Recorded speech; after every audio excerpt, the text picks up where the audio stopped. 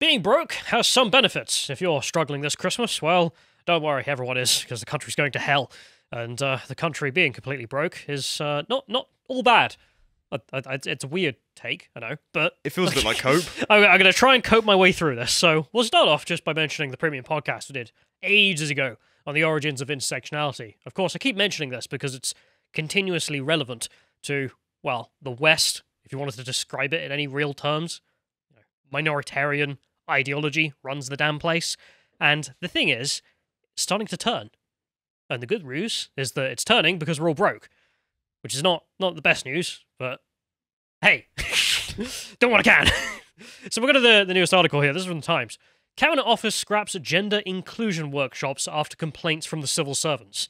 Even the woke-ass civil servants are like, yeah, no, this is cancer. Why are we spending money on this? This is a huge waste of time. It's hilarious as well. Of course, the reason has to be because turfism. It's the only thing that seems to be able to fight. Yeah, we can wokeism. only frame critiques of intersectionality within the framework of intersectionality. It's the only successful ones in, let's say, mainstream British politics. This is probably the right way of phrasing that. Anyway, they're right in here. It is alleged that the rights of women and lesbians are being overridden in the workshops, where beliefs are presented as facts, as if it doesn't override the rights of every person who isn't a minority group in these given circumstances, but whatever, they're just doing whatever. I am delighted that they're cannibalising themselves, at least. It saves me the energy. Well, it's a turf world, we just live in it. The Cabinet Office has scrapped a series of gender inclusion workshops after the civil servants complained about it being scientifically nonsensical. As if it ever wasn't. Only took you 6 years. The sessions run by, this is weird, it's A:gender. So like agender, all right? But I'm just going to say agender going through, because otherwise I'm going to kill myself. Right. Which describes itself as a trans and intersex cross-government staff network. Oh, I thought it was a person at first. Has been delivered across a number of Whitehall departments. You might wonder, well, who the hell are agender? I did. Google it. There was nothing but a Twitter account. That was it. It was the only public-facing thing I could find. Right. Let's go to the Twitter account. Let's have a look. Yeah, it's kind of what you expect. We are the network supporting all trans and intersex staff across government. Friends and allies, welcome. Are they behind the new umbrella in the brand new sex worker positive pride flag that looks like an exposed anus? Maybe. I do look forward to them using that one regularly, and the anus meme being posted below. Happy hunting. However, the thing of who the hell are these people? Well, I just scrolled through a bit, and I could already see just John's thing there. We have followed by Merseyside Police LGBT+. Yeah, of course they are. Anyway, but they are indoctrinating His Majesty's Revenue and Customs, for example. If we go to the next one here, we can see some of that. There you are. I think that's the permanent undersecretary for the Treasury as well. Not small fish. They're bringing along to their indoctrination sessions. Cool. They also openly join political marches, of course. As you can see here, this is Pride in London, where even though they're a government department or government assistance here, it doesn't matter. You can still just go ahead, be political. Right. We also have the fact that they've been indoctrinating the Royal Navy, which... Didn't require much for the Navy to be gay, let's be honest. Well, it's not about being gay, is it? It's I know. Gay Navy jokes aside. We have got various leaks out of various branches of the British military, and it's all cancer. Speaking of gay Navy jokes, I do have one that I do like to tell, and that is that 60 fellas go down the submarine and 30 couples come up. Oh, for God's sakes! But you can see here, the thing is, this guy here, tagging them and being like, I think they retweeted this, which is why I included it. But if you go to his account, like he just looks like a meme. This person, look at this. Look at the state of that. Dr. Mike Hill, doctor, yeah, okay. He, his, him, trans flag, ally, equality wins with the black and brown stripes there for hidden disabilities. No, they're not hidden, my friend. Personal account, own views. God, I hope so. Educator in what?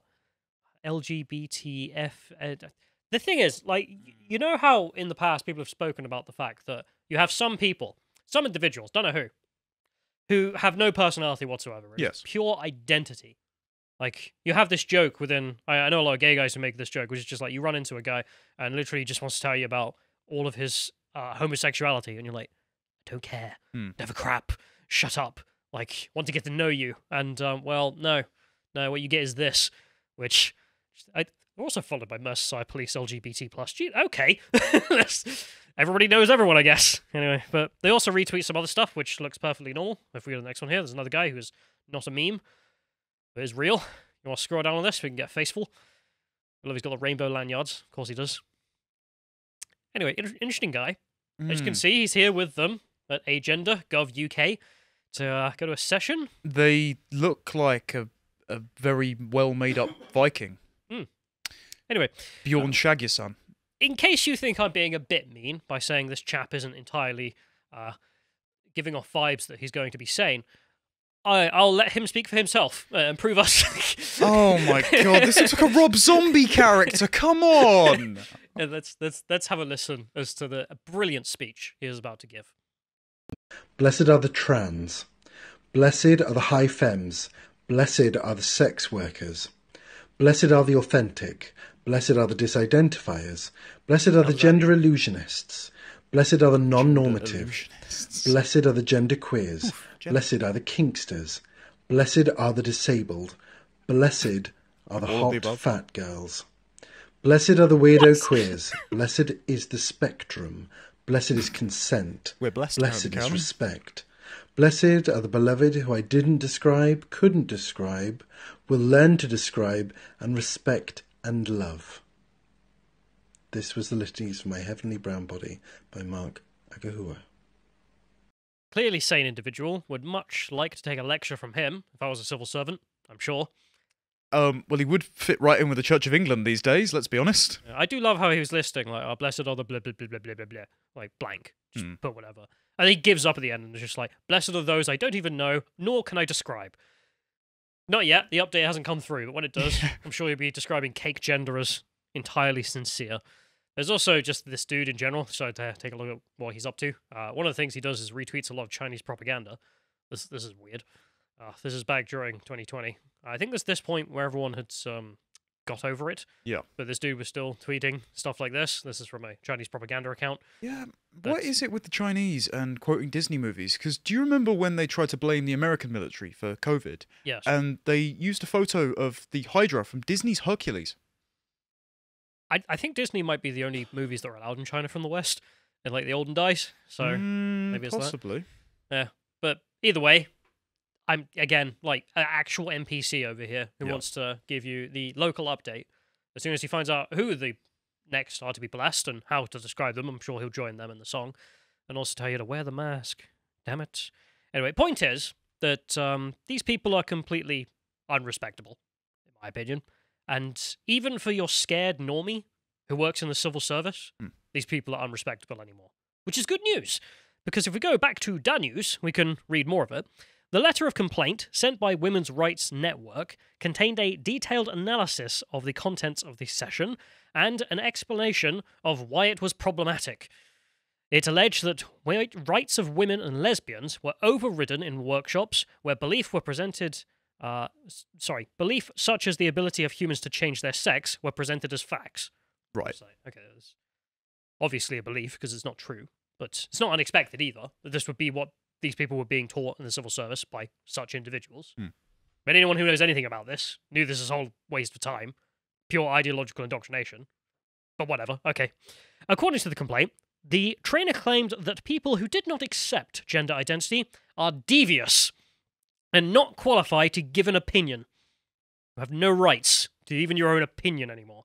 The trainer also said that refusing the label cisgender, a term to note someone whose gender identity corresponds with their sex registered at birth, the time's right, normal people. If you use the term a cisgender, a normal guy, you know, a guy who thinks he's a guy, a girl thinks he's a girl.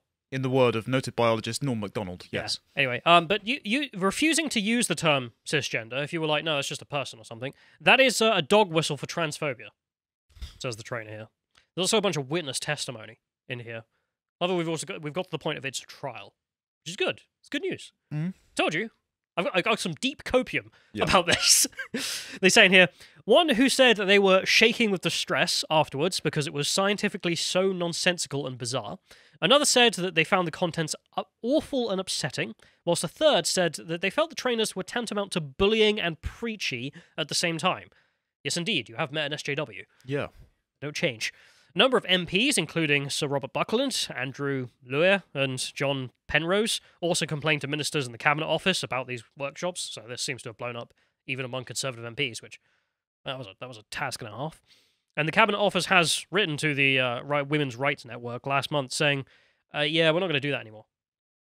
Just we're going to stop. Well, all it took was for them to go after the lesbians, and then the Conservatives, bastions of Englishness, came and stepped forward. I do love that. What's that Jeremy Clarkson quote? So I'm not homophobic. I watch lots of lesbian porn. It's just like, yeah, all right. Anyway, they say in here, following discussions with Agenda, the workshops have been stopped and are no longer being offered to civil servants. I was like, yeah, a huge waste of time.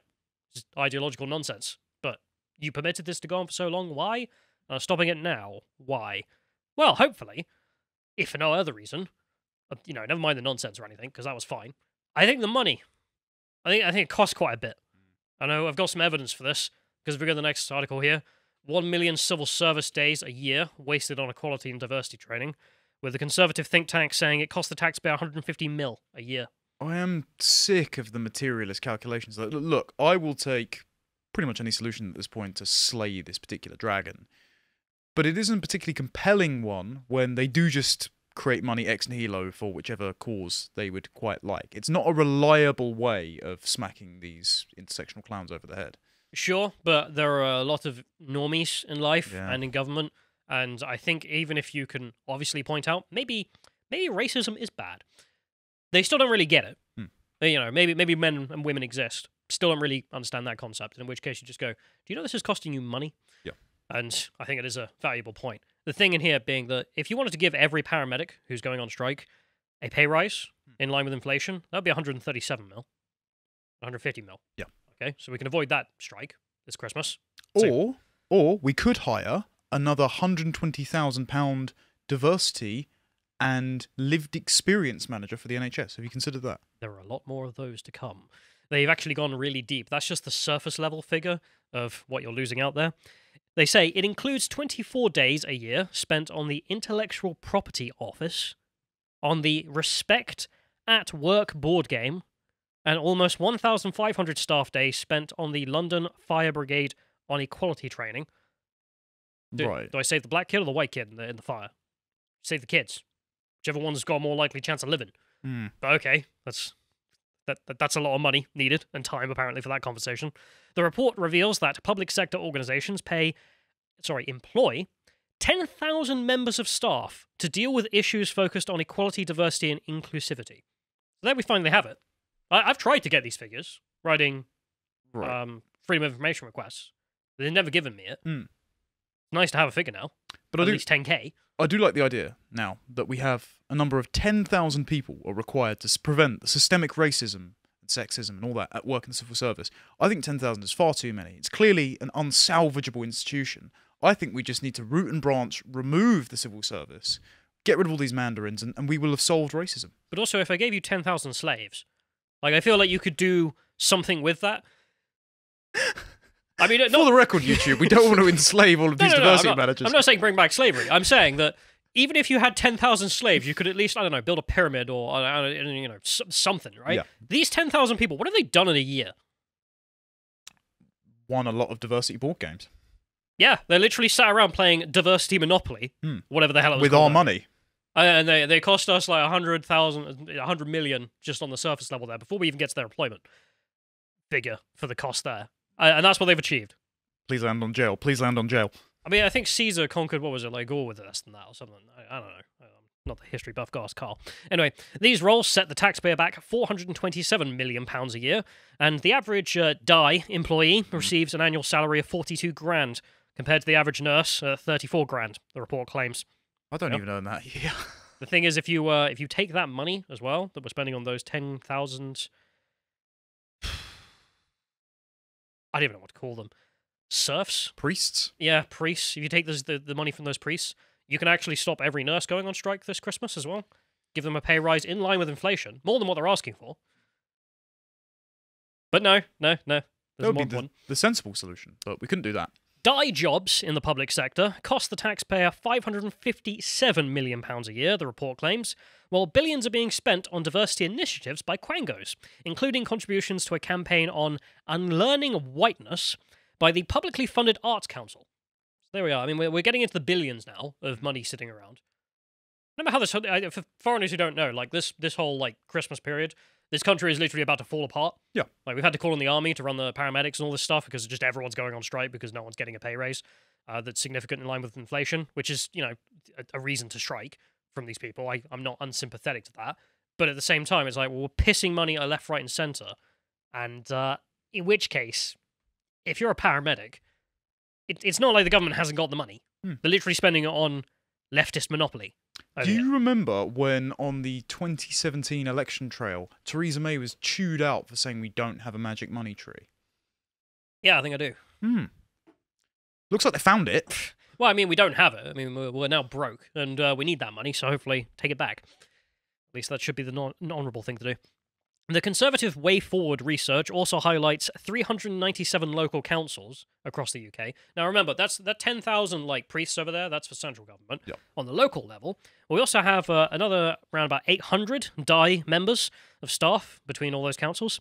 On average, every council across the UK employs 2 full-time members of staff and has an average annual expenditure of 67 grand. I was going to say, that's way more than the constituencies that actually exist. So why do you need... why am I negotiating with these people? You shouldn't have any. Why do we need commissars? What a silly question. Yeah, who will make the left and right boot? Anyway, there's a note in here. It comes as Jeremy Hunt, the Chancellor, faces a rebellion from 40 Conservative MPs over £7 billion of government spending going on woke projects. Which, you take that money, you could pretty much put every strike off this Christmas. But no, more important things, such as telling people they're racist. Why? Because my colour swatch says they're white. Very good. Anyway, now that we're broke, at least we've got this argument in the back pocket, which is, not only are we... I remember a few years ago we were warning, this stuff's going to bankrupt us, this is a huge waste of money. Well, we're now at the point where we're bankrupt, so at least we finally made it there. Have you considered, though, that we want the Chinese to take over, so... That is a fair point. Anyway, have a good Christmas.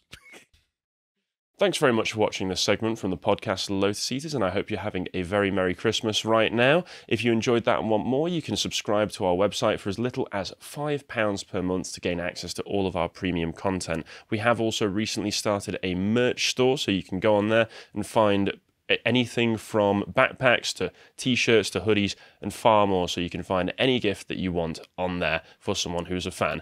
If you'd like to learn more about what we're doing on the day-to-day, you can follow us on Getter at lotuseaters_com. Thank you and goodbye.